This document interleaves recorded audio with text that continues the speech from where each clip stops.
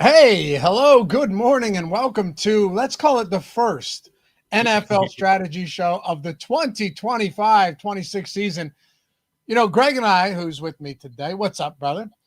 We said... I didn't know if you wanted me to respond when you said what's up or...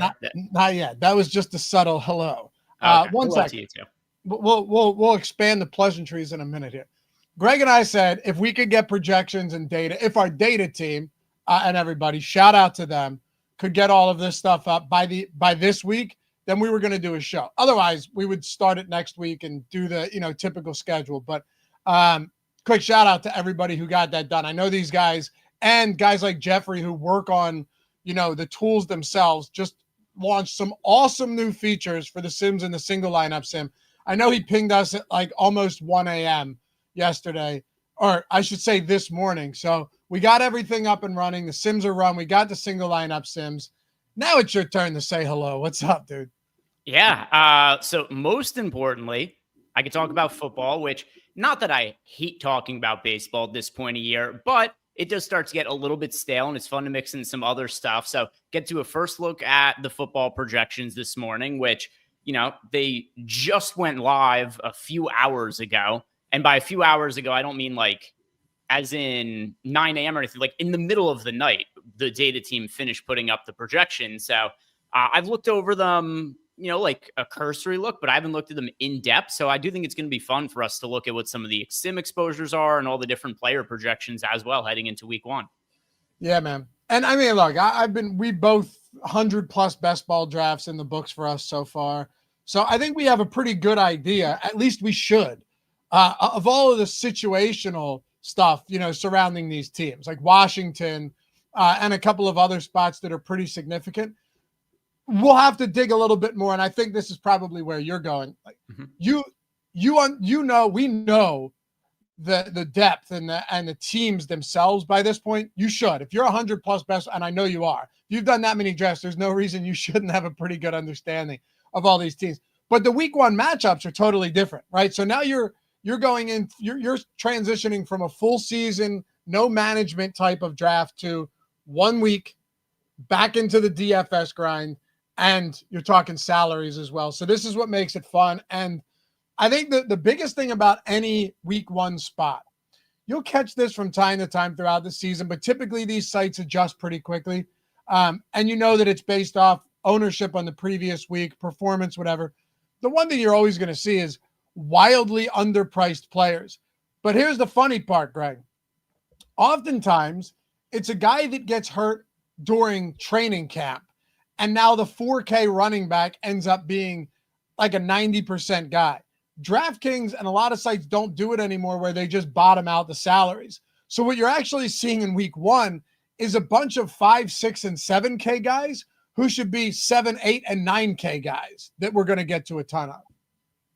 And then there is still some traditional value situations as well. Like most prominently, Adam Thielen got traded over the course of the last few days. So the one thing that I've kind of been interested in looking at was one of the first things I did when I looked at our projections is just kind of looked at like, all right, I know where the guys are who are like the late round flyers that I've been taking in best ball drafts.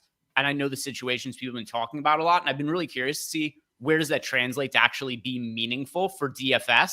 And the one that stands out to me the most, it's the Carolina wide receiver situation with Thielen gone there now, because that's a situation now where it seems like Thielen was traded primarily so that Jalen Coker could play more in the slot and that he could get more snaps, more playing time, more targets. He's nearly min price. But then you've also got some other situations that have mattered a lot for best ball and have been talked a lot where, as I've looked at them more, I've been like, I don't really know how fantasy relevant it's going to be. Something like the Commanders running back situation for a couple of reasons. Number one is there's so many guys who could potentially be getting touches out of the backfield there. But then also the running backs, if you guys see here on screen, are so cheap. Like the upper end guys, you got Christian McCaffrey is $7,300. We're accustomed to seeing McCaffrey like 10K plus. Crazy. Then you got other running backs like Chase Brown, $6,600, Kamara, $6,300, Jonathan Taylor, $6,800. So then there's been all this discussion about like, Chris Rodriguez, Ja'Cory Krosky Merritt on Twitter about what's going to happen with the Commanders running back situation. And then ultimately, like, I think that that's really relevant for best ball, but it kind of isn't for DFS. Yeah, for sure. And also brutal matchup for Tony Pollard, but also no Tajay Spears. Yep. So we saw the amount of work he got last year. It's funny though, you mentioned the Carolina side. I mean, you definitely look at guys like Coker, Xavier Leggett, any of those guys. But I think Ted McMillan at 5,200, like this guy is an early first round pick, right? Like massive draft capital spent on this guy.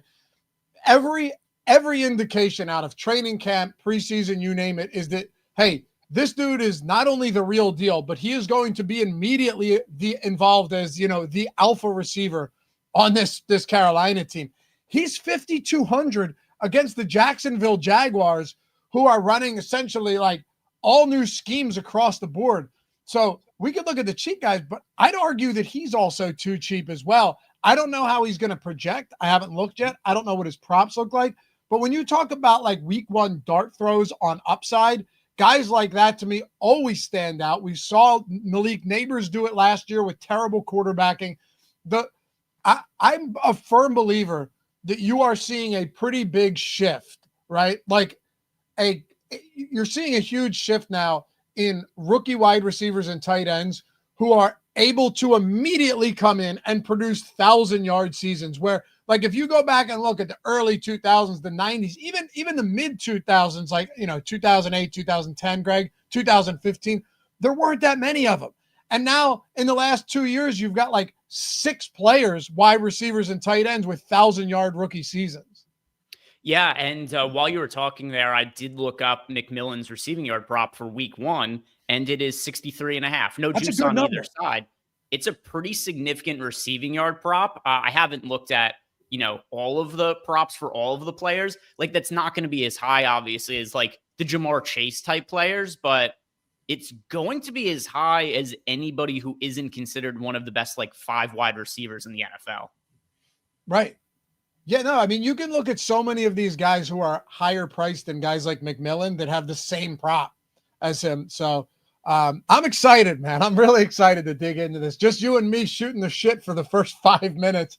It's like, we're back, and I love trying to dig into the usage and all of that stuff. I'll answer one more question that you didn't ask me. I think it was rhetorical, but I'm going to answer it anyway. I'd say the late round dart throws that we made in best ball, probably 99% irrelevant for week one, at least.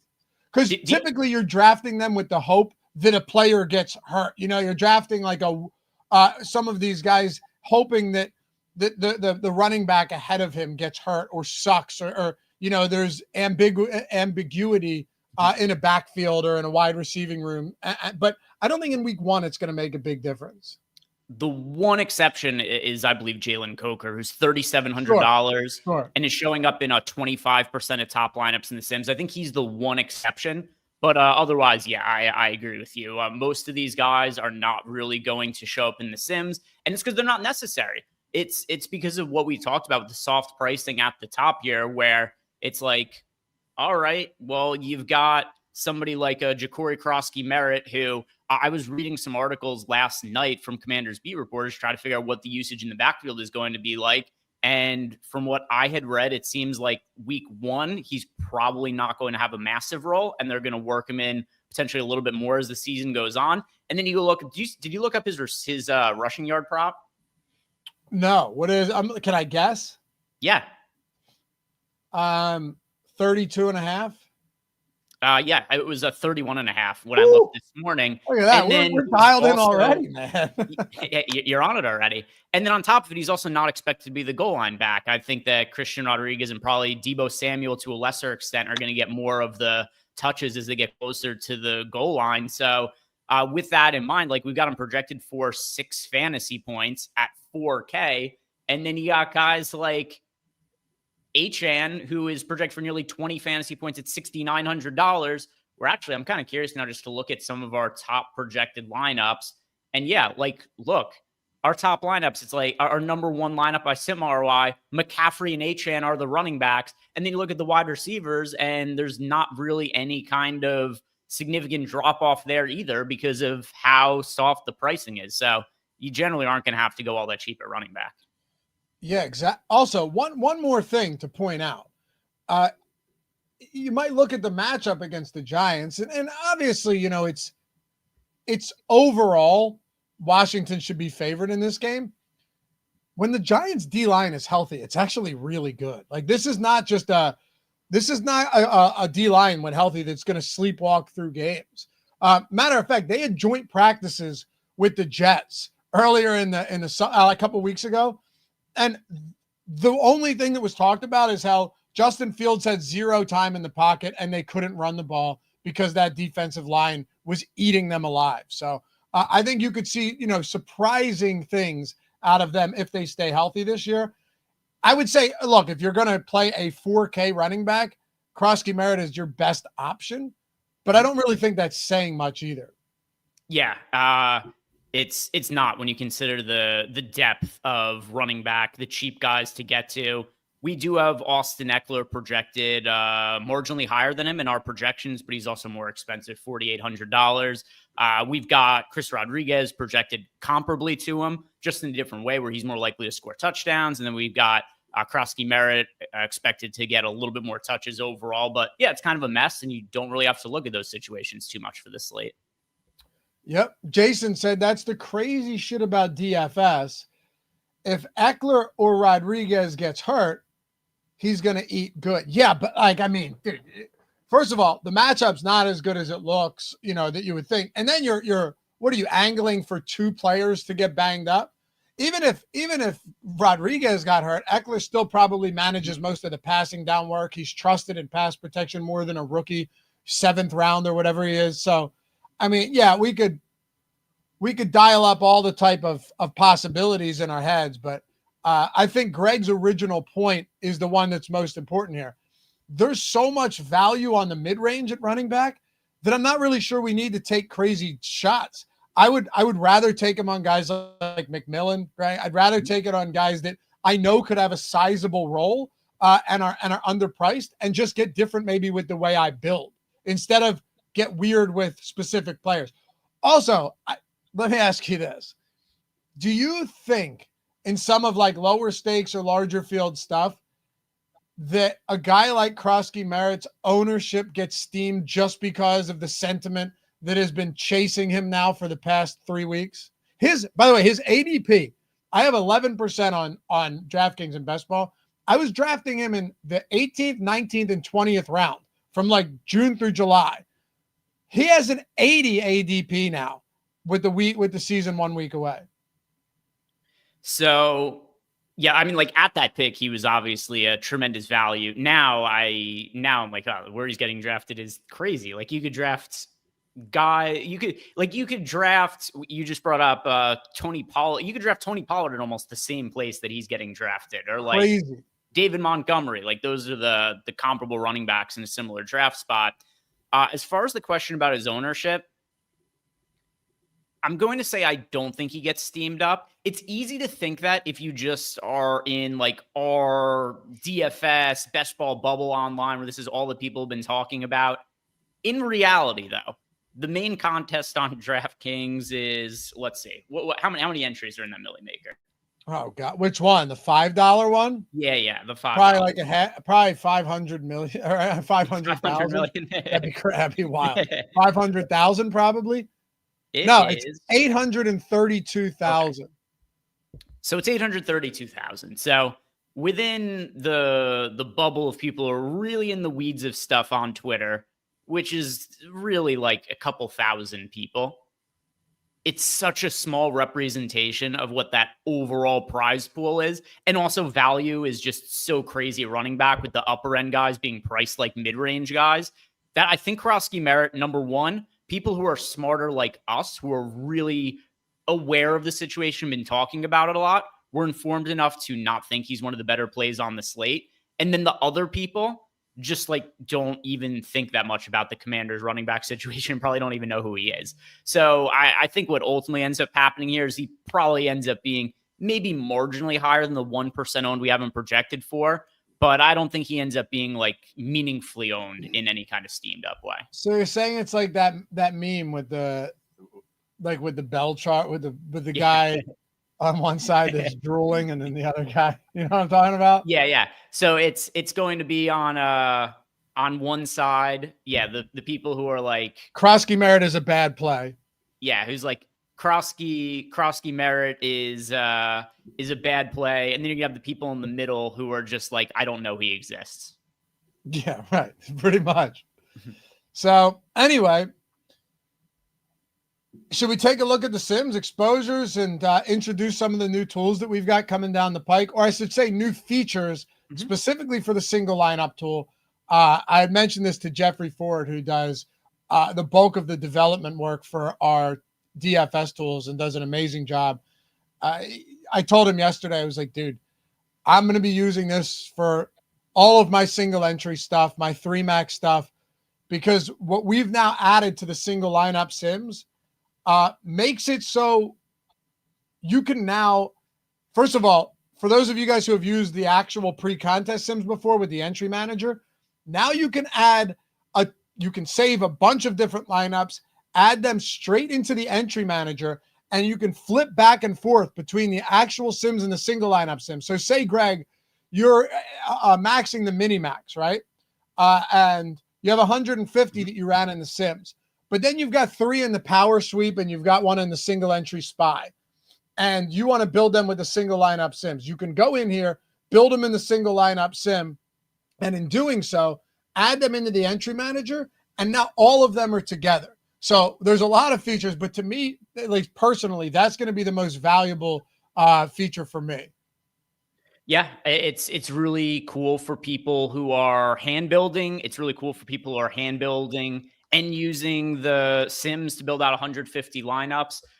So yeah, if we wanted to, we could certainly build some lineups in here as well. So you guys will see the layout looks a little bit different, but if you use the tool before, you'll have like a pretty good sense of how it goes. But yeah, you just start by building a lineup. So you press create lineup, and then you go ahead and build it. One other thing as well is we have the optimize function, which I'm trying to remember when it is, because there's a lot of people who are here that probably weren't playing, baseball over the summer, basketball towards the second half of the year. I don't think we had the optimizer for football last year either. It's new on the site, but it's probably new for a lot of the people who were just football players. We didn't have it for football. Here's the really cool thing. I think you guys will like this a lot. If you add players in, like let's say we want to stack Cleveland, Greg, and we're going to throw Flacco, Njoku, and we're going to throw in Jerry Jeudy, right? Okay. So toss those guys in. You can do this, which is and let's do Jamar Chase as our run back. Okay. You can now lock these players, and let's just lock all 4 of them for a second. You can lock all of them. I would do large field as well, Greg, in the pool. Lock them, and then you can optimize the lineup. You can set randomness now. So let's set randomness, set it to whatever you want, to 20%. You can optimize and complete the lineup. And now you can filter through lineups until you get the ones that you like the most. So, yeah, you had the single game selected there. Yeah, I didn't have the rest of the game selected, so I'd unselect that game. But yeah, so the other thing too is, like you had said, that we have the randomness now. Previously, if you press the optimize button, it would just give you the best possible lineup around those players that you already selected, and whatever lineup you could create that had the highest projected fantasy points. Now with randomness, it adds a little bit more variance to it. So you could build a core, and then you can build another lineup, but keep that same core together and just keep optimizing around it with randomness on. And that's the way you could lock in a core and like really quickly build like 20 lineups or so that are pretty different looking. So do this, clear the lineup. Okay. And then once you clear the lineup, you can complete it again and let it optimize it again on 20% randomness. And now look, see, to me, that lineup, I love that lineup far more than the other one. You have a Buka in there. You have Juwan Jennings, who was in both. He's cheap. That is under the assumption that he plays in week 1. You have Christian McCaffrey, Alvin Kamara, Certainly not going to be a popular build, given that you've got McCaffrey and Jennings with no Brock Purdy. You also have Joe Flacco in there getting 4% ownership, and the Bucs defense with Trey McBride and a flexed David Njoku. This is what, to me, is going to be the most valuable tool I have for single entry all year. For sure. And then of course, too, after you're done building the lineups, you could run the simulation, see what the sim ROI looks like across the simulations for that lineup. And then, you could save the lineup. You could clear it, and you could build out another one. So there's a lot of different ways that you could play around with this. So yeah, you got back here. So you go line up one. One other thing that could be useful for you guys as well, just to remember what the different lineups are, you could name the lineups too. So if you wanted to say, that's what I've been doing too. Do like if you want this to be your single entry lineup, you could do like single entry, and then you could go back. You could build another lineup, and maybe you could label it like single entry 50 if that's the lineup you want to play, in like the $50 single entry. It'll just make it easier to remember what your lineups are. Just label them. I'm just naming it. I'm naming it the contest. Yeah. So, Power Sweep 1, Power Sweep 2, Spy, or something like that's what I intend on doing. Make my life way easier. And then, like we were saying, the entry manager means you no longer have to copy and paste things into a CSV, and you no longer have to run a different entry manager and then individually upload these. If you're running the sims or the single lineup sims, all of them go into the same entry man. I haven't entered any contests yet, so I can't just show the example, but yeah, man, to me, this is a massive upgrade for all of us. Yeah, and one thing that I will be doing now that the tools are up is I'll record the tutorial videos that I normally make, and then I'll walk through everything of how all the different functions work, how to actually use the entry manager, which is really, really easy to use, but still, I'll show you guys how it works. But essentially what you would do here is you just upload your CSV from DraftKings or FanDuel, wherever it is you're playing, and then you just fill in the lineups, and it'll upload everything directly for you into a CSV. You just download it, you upload it back to DraftKings. It's super easy, but I'll make a video on how to do it. Yeah, and as always, I'm getting DMs, a lot of DMs. Is the NFL promo out? Is the NFL promo out? You gotta wait. Friday. And look, I appreciate that everybody's excited about it.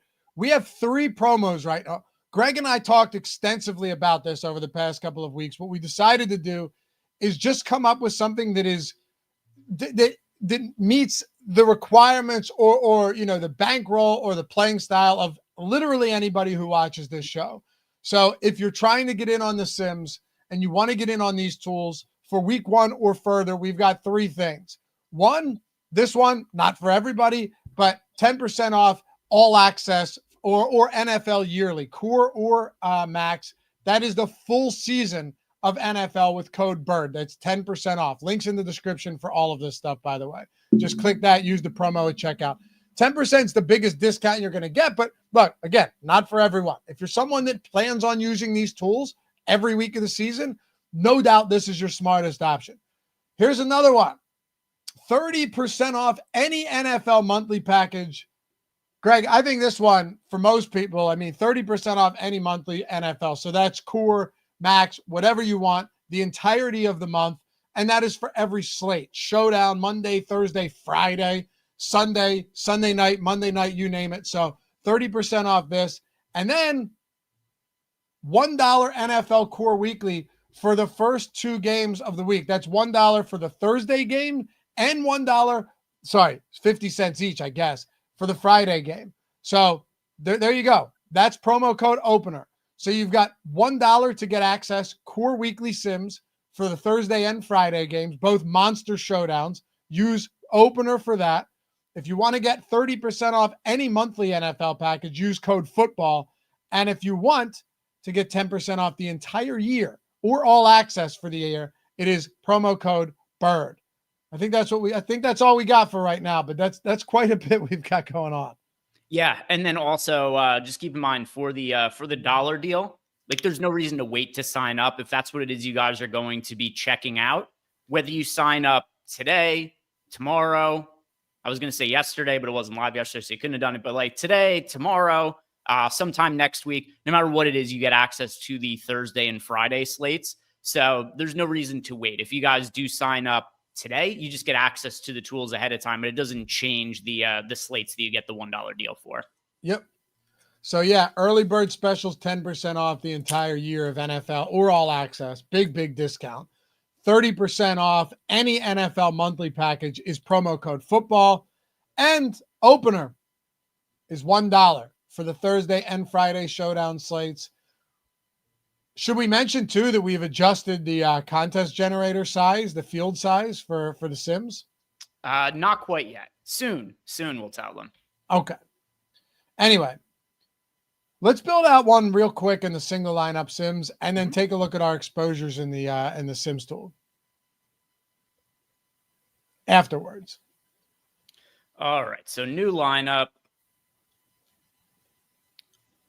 I would like to try out, unless you strongly object to this, I would like to try out building a Bryce Young stack with McMillan and with Coker, which then I assume kind of lets you put whoever else you want in the lineup. I'm all about it. Go for it.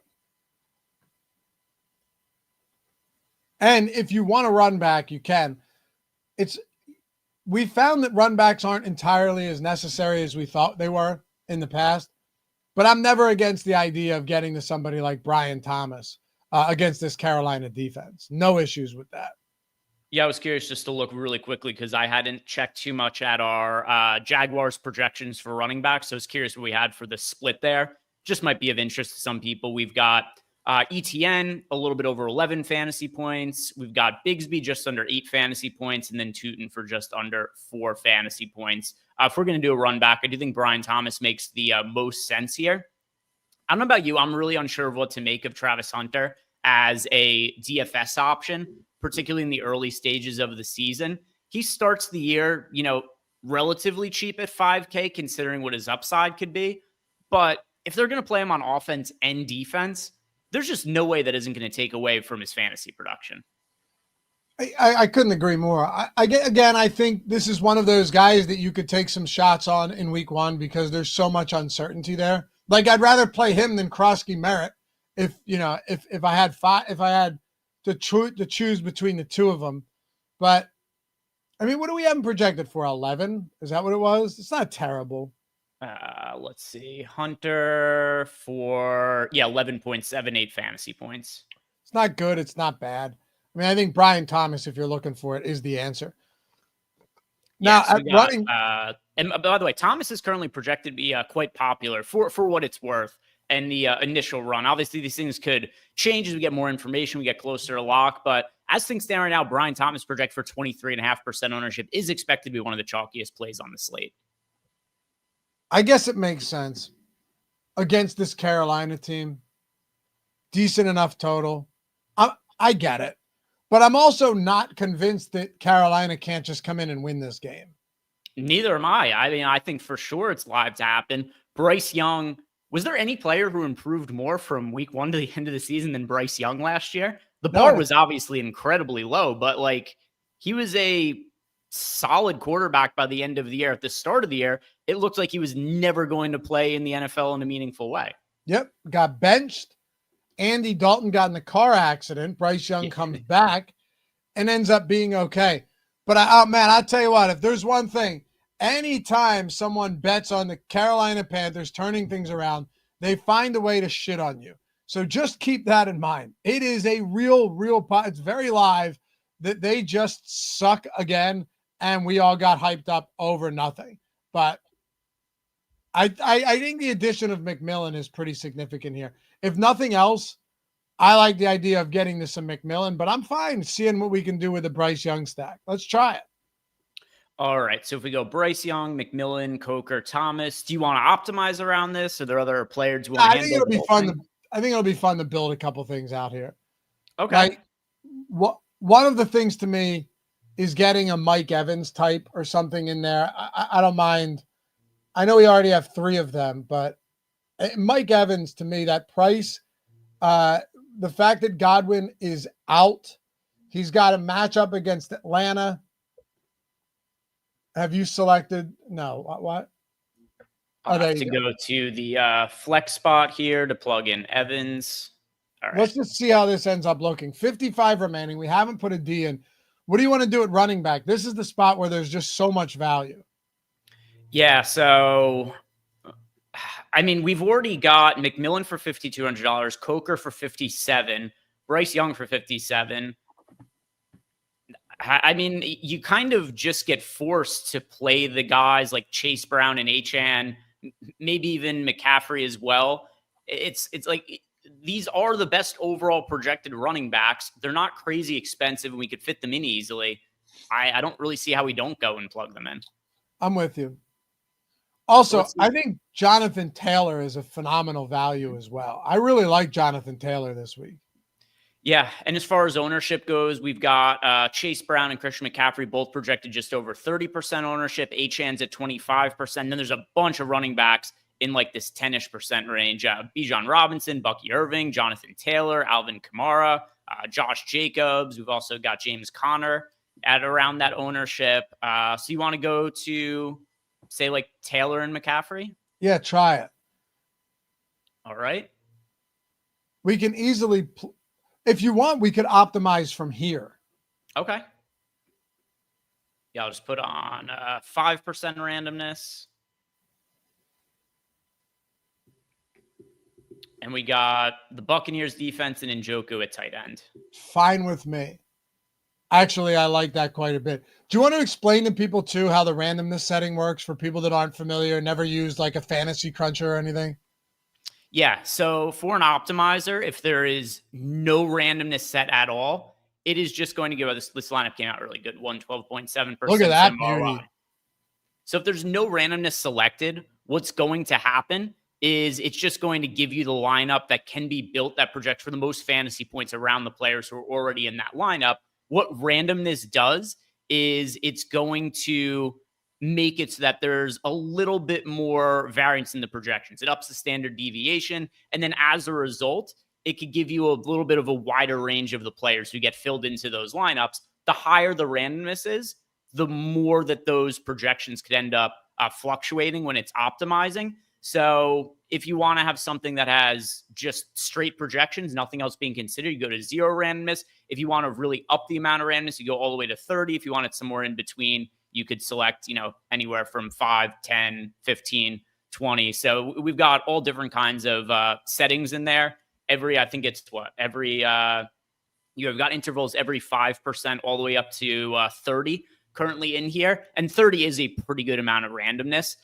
So it really depends on what your guys' own personal preferences with hand building some lineups and what you want it to do in terms of the players it gives you. But yeah, I think that's like the simplest way to explain it. Yep. All right. So this lineup came out beautifully. Let's do one more. We got plenty of time here. I want to try a Baker stack with Evans and a Buka. Okay. Let's go to Baker. We'll go Evans. We'll go Ibuka, who is $4,600 and is another one who has really been rocketing up draft boards for best ball. With that said, I think that's one that, not that people care that much, has probably gone a little bit too far at this point because there was an assumption Godwin was going to be out for a while. Now it looks like Godwin could play in week 2 potentially. So that definitely changes the equation a little bit. I'm still seeing that they're saying October. Yeah, I mean, it could be, but with that said, he's not on the IR to start the year, which they would only do if they thought he was pretty likely to miss less than 4 games. So for sure. I don't think it's going to be a very long absence for Godwin. Probably not. I will say this much, though. Him and Evans are both aging. Like, they're not particularly young anymore. So Ibuka, I think at least, I think you're right. He's going a little bit higher than he should be. But there's also a path where he just ends up being like an elite rookie. So could be. In week 1, with Godwin clearly not expected to play. He's not going to play. I think he's already been ruled out for week 1. Obviously you're trying to fade Bucky Irving here. I don't know if Rachaad White plays, but that would be another way. I mean, if Rachaad White is out, then Irving just looks really good. I'll throw this out to you. I actually think the Mayfield plus, if Rachaad White is out, like a Mayfield plus Bucky Irving plus a receiver also works really well. And for what it's worth, I do think that Rachaad White will play. So he is dealing with a groin injury. We're still, more than a week out, so his status is a little bit fuzzy. But what we did hear from Todd Bowles, last I had read, which I think this came out yesterday, is that Rachaad White is day to day, which is pretty, I'd say like a pretty optimistic outlook when you consider that we're still, 9 days away from the game. Yeah, I saw that report that he was day to day like 3 weeks ago, and I haven't seen anything else on him. Maybe you can find something, but I haven't seen a report since like early to mid August. Yeah, let's see. I'll search Twitter and see. I thought I had seen an update, but maybe I'm remembering incorrectly.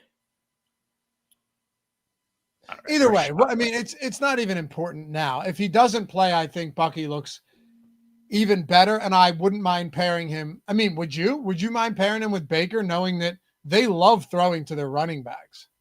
No, I wouldn't have an issue with that at all. I mean, last year we saw Bucky Irving down the stretch of the year have, massive fantasy games, and it came in all aspects of the game. He got as many as 7 targets in the game. I just pulled up his box score. October 27th against the Falcons, he had 7 catches on 7 targets for 40 yards.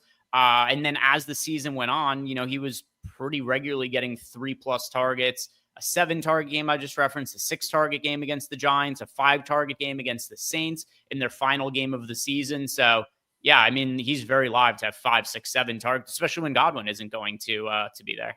Yeah, man, between the two of them, they had 107 targets last year, which is pretty decent if White doesn't play.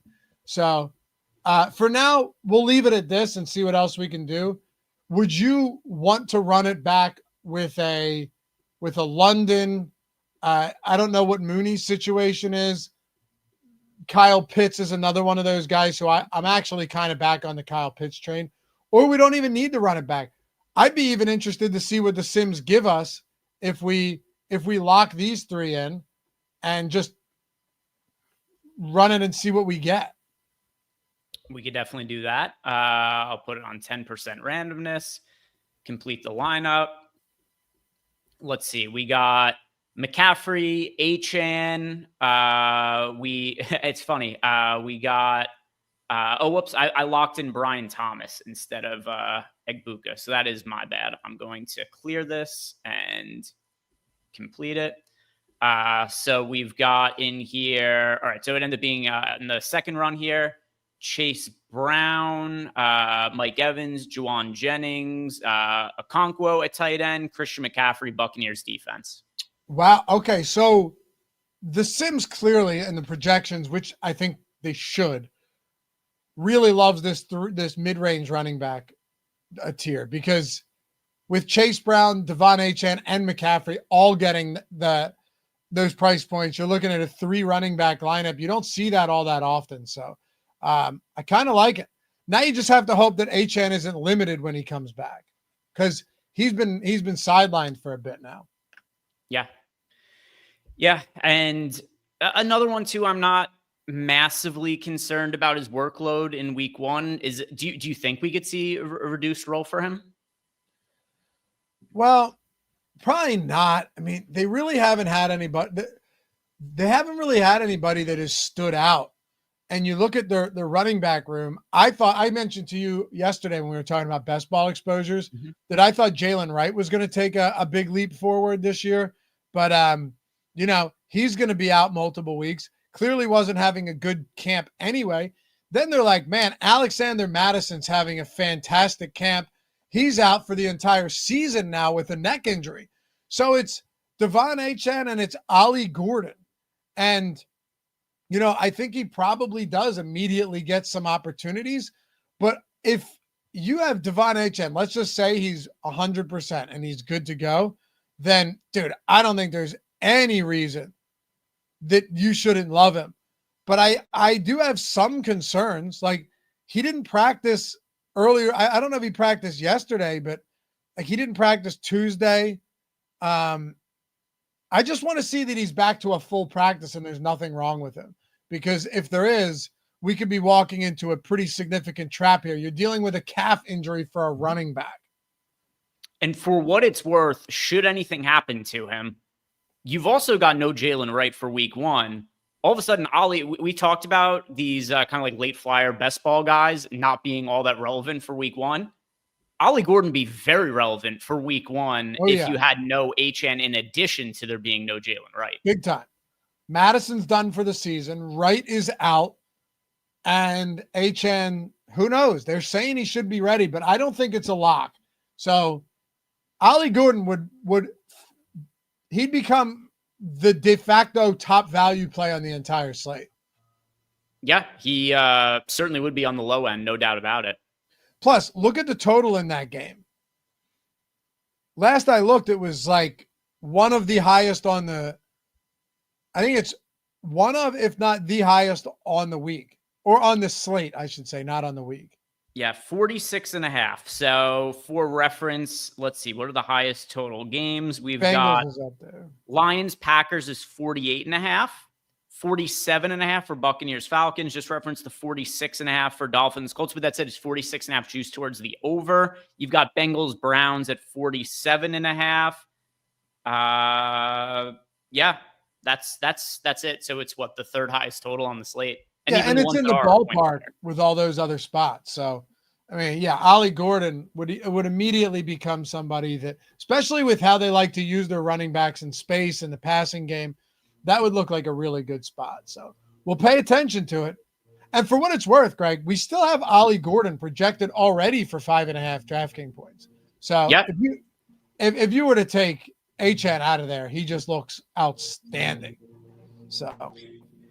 Yeah, HN is for reference $6,900. HN project for 19.5 fantasy points, 25.5% owned. So I believe that's the second most popular player on the entire slate in our ownership projections. Let's see, it is. Oh no, never mind. Third, we've got McCaffrey 1, Chase Brown 2, HN third.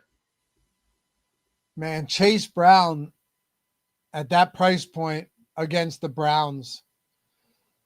That's an interesting one. If that game shot out, it wouldn't surprise me at all.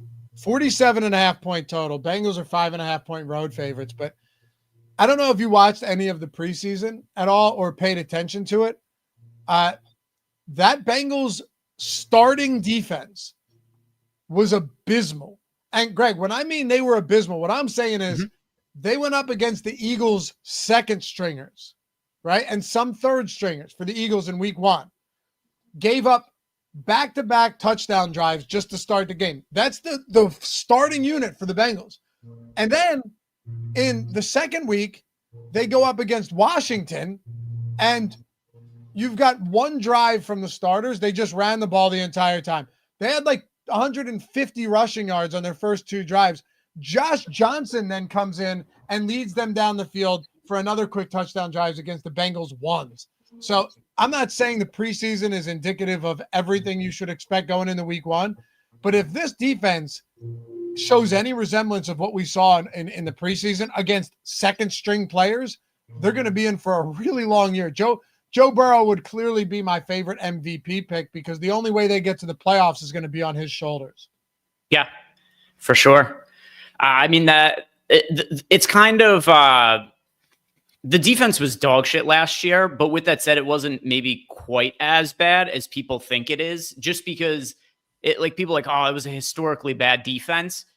It is in the sense of just like points allowed, but if you look at like the DVOA stats, they were like bottom 10 in the league, but it's not like they were like dead last by a mile or anything like that. Right. Were they not? Why do I feel like maybe they got a little better as the season went on? Let me look. I will pull it up, the DVOA stats. I could be remembering wrong. That's definitely possible. I didn't think they could were I. last though.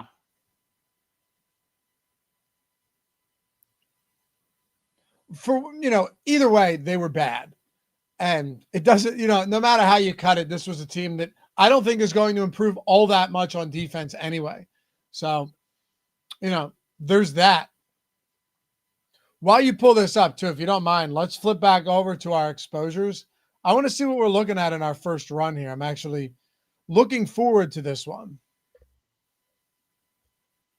All right, so got it pulled up here, the exposures, and we have, all right, the Bengals defense was 26th in DVOA last year. It's like still terrible, but it's not like this was some like historically bad, worst defense ever or anything like that. Right. Sure felt like it. Yeah, they gave up a lot of points. Partially it was because the offense, it would be like the defense is on the field. They give up a touchdown. The Bengals get the ball, 30-yard pass to T. Higgins. Chase Brown runs for 15 yards. And it's like, 50-yard touchdown pass to Jamar Chase. The defense is right back on the field to give up more points. Yeah, I know. All right, go to quarterbacks first. Damn, dude, look at the Danny Dimes exposure. You know what's funny? Ooh. So, we're still this far. I very highly doubt I'm going to end up on this much of Daniel Jones. The one thing that's funny about him is, as not great as he's been as a real-life quarterback, he's kind of a pretty good fantasy quarterback. He is athletic. He runs a decent amount. It's something that you and I have referenced a handful of times when we've done shows talking about Daniel Jones in the past. Is one of the things that he's always been a meme for is that primetime game where he runs for like 70 yards and then trips to the 5-yard line. And it was falls. Against the Eagles. Yeah, exactly. It was like a Thursday night game or something like that. And he always got made fun of for that. But there was also a fallout of that where it's like, how many quarterbacks in the league ever run for like 50 yards at any point in time? I know. So, he's always been a quarterback who, at least for fantasy purposes, has the ability to run the football. Last year, he only played a portion of the season. He got benched by the Giants. He had 67 rushing attempts for 265 rushing yards. And then if you go back the year before that, he had 40 carries for 206 yards, also in just a limited amount of carries. The year before that, the year that the Giants were actually decent and made the playoffs, and that was what led to Daniel Jones getting that massive contract extension that didn't work out. He rushed for 120 times for 708 yards and 7 touchdowns. That's the last full season he played. Yep. 700 rushing yards with 7 touchdowns. And then in the playoffs, 2 games, he ended up rushing 23 times for 102 yards in 2 playoff games that playoff run. Yeah, he has rushing upside. And I'll tell you what I think the most significant aspect of all of this is. He has never had a quality offensive line. You can go back and look at offensive line rankings every single season that he's been out there. You have guys get hurt. Andrew Thomas goes down. Everyone else gets banged up. They're on to like 4th-string players, practice squad offensive linemen. This isn't just like let's come on here and talk about how good Daniel Jones is, because certainly that's not the case. What I will say, though, is he was set up to fail in New York, just as a guy like Saquon Barkley was. And then you see what happens when he has a good offense and good blocking in Philly. So I'm not saying you should expect, Daniel Jones to be this reclamation project that ends up going on to be, like a top 5 fantasy quarterback. However, at 5,100, when you have Jonathan Taylor back there, a stud young rookie tight end in Tyler Warren, I love that kid. Josh Downs, assuming he's out there. If not, even if he isn't, you have Pittman and plenty of other weapons within this offense and an Indianapolis Colts offensive line that this team spends on. And every year they are a top 5, top 10 offensive line, where every single year the Giants are a bottom 5 or dead last offensive pass blocking line or pass blocking offensive line. So I think that could go a really long way for him this season. I have no problem getting to some Daniel Jones this week because he's an easy guy to stack. I also like Jonathan Taylor, though, and I don't really intend on playing them much together. They don't love using Taylor in the passing game that much.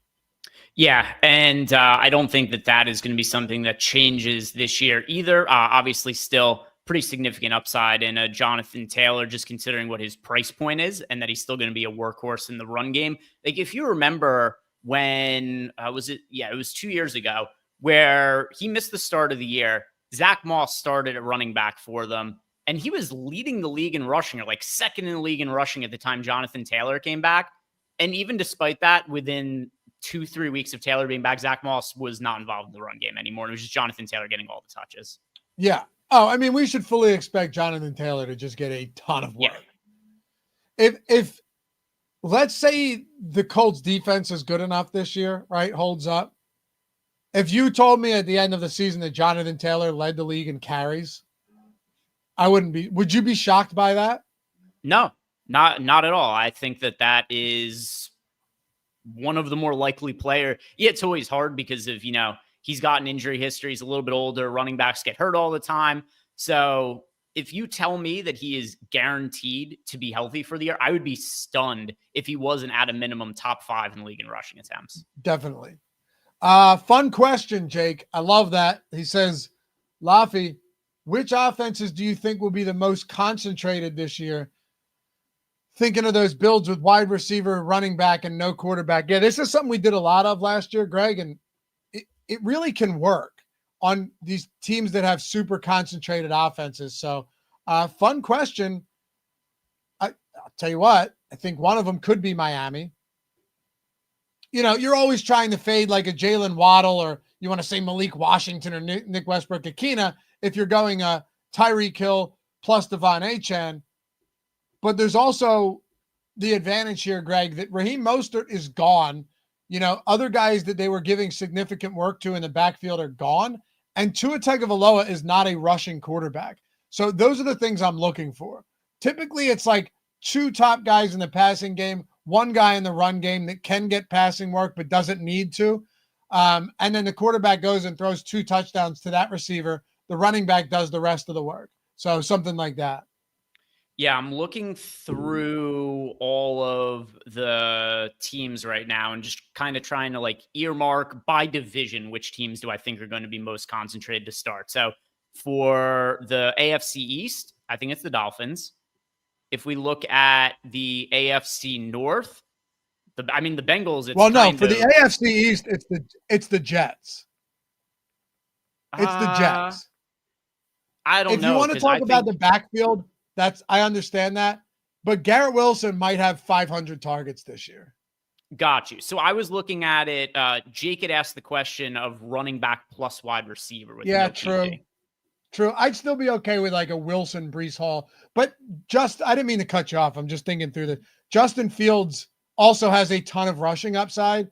So I think in that you're better off just going like Fields and Wilson instead of trying to finagle the backfield into that. So go ahead. Yeah, so I'm trying to think of teams where it's like bell cow running back, 2 wide receivers who get or a tight end that's going to get the bulk of the looks. So in the AFC East, that's the Dolphins for me. It would be Tua, Achane, Tyreek Hill, Jalen Waddle.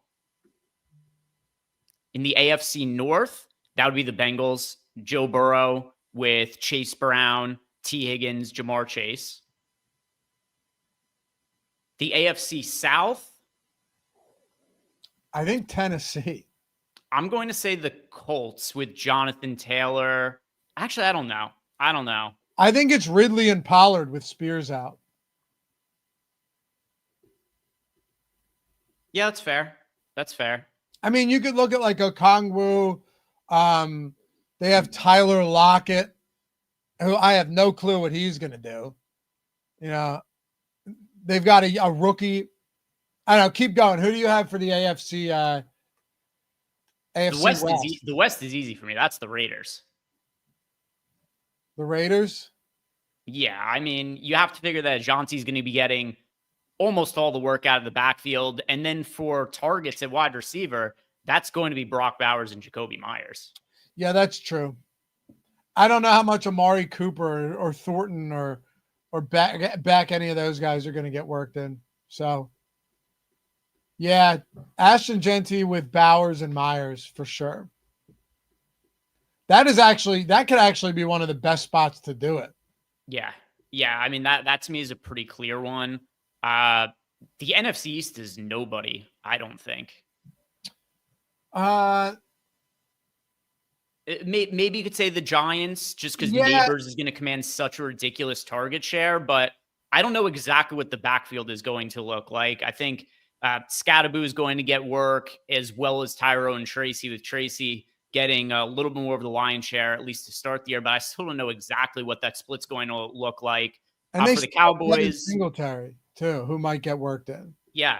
The Eagles just have so much talent. It's like, it's not to say that it's not going to be, Barkley, AJ Brown, and Devonta Smith getting the line share. There's still so many good play. Like Goddard is still going to get touches as well. There's Yeah. just Hurts is going to get touches at the goal line. So like that would be really hard to go with. And I know that they're not on the main slate, just kind of looking at teams overall at this point. Yeah, I think it's nobody in the NFC East, because I don't know what the Cowboys backfield situation is like. For pass catchers, they still have got Ferguson, Lamb. Now Pickens is in the mix too. So, and then the Commanders, obviously, we have no clue what that backfield's going to look like. Terry McLaurin, he was a holdout. I like week 2 and beyond. I don't think it matters, but does Terry McLaurin play a slightly lesser role in week 1 because he wasn't present there? I don't think there's anybody that we can count on to be like, oh, that's the clear, like 2 pass catchers and 1 running back from anybody in the NFC East. You know what I think one of the best ones is? By the way, 11 o'clock, Josh is still doing the MLB Strategy Show, to make sure to flip right over to that after this. I think Chuba Hubbard and McMillan might be one of your best 1-2 punches in that respect. Yeah. I don't disagree with that. And then Jalen Coker in the mix as well. I think Coker, $3,700, he's going to get a lot of targets out of the slot this season. But yeah, if you're just going with like running back wide receiver combo, I agree with you. I think the Panthers are a pretty easy one. I mean, the Saints are to an extent as well. Alvin Kamara with Olave. Olave's just probably going to be terrible is the problem. Olave's probably going to have a concussion by week 3, but he won't start the season. Before we go, because we got to be out of here in a second, 2 things. One, let's just scroll through these exposures. And by the way, guys, we're going to do all of this a lot next week as well.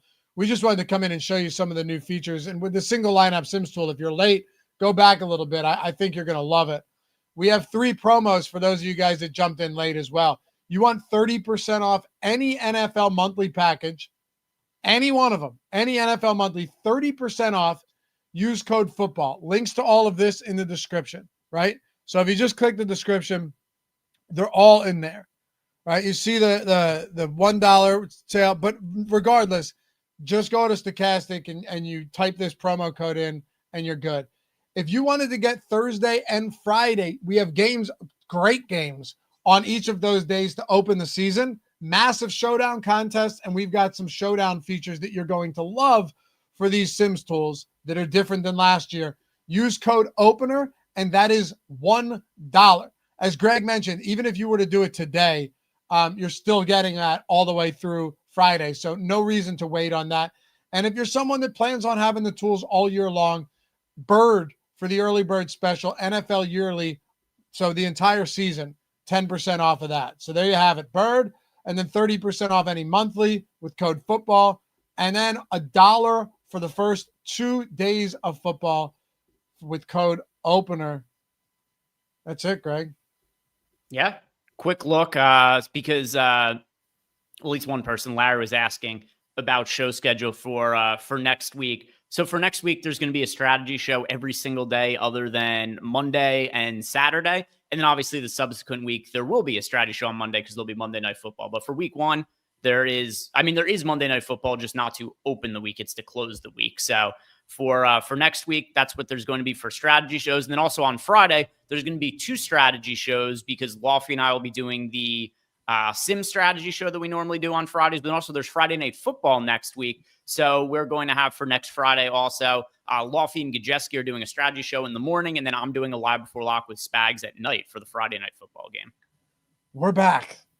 We're back. We are less than a week away from the start of the NFL season. By the way, if you guys don't mind, take a single second, tap that thumbs up, atone for your sins. I forgot to mention that. Got to get back in the rhythm here. Hit that thumbs up, subscribe to the channel. leave a comment down below. It's free to subscribe, man. If you're popping in here and you want some good DFS advice, maybe some bit of entertainment to keep it from being boring along the way, and us using some great tools in order to guide our decisions throughout the season, make sure you're here with us for Stokastic. We'll be here for NBA, MLB, all of those sports right here on the channel. But I appreciate you guys hanging out. As always, Greg and I will be back with you next week. A lot going on to kick it off, and we'll be running this all the way through February. So buckle up, fellas. We are officially back. Hope to see you over there. As I mentioned, all of those codes, no matter what your style of play, no matter what your bankroll looks like, we got you covered heading into week 1. And we'll see you back here next week for full week 1 content heading into the 4th of September, Thursday Night Football. Bye-bye.